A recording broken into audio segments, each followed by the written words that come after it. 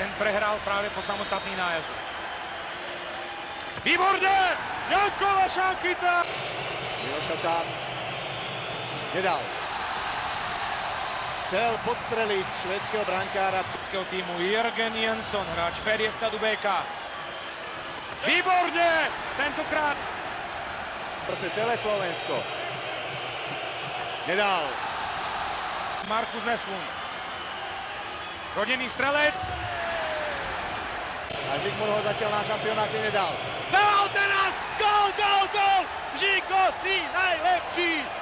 Žigmund Pálffy! Vašek!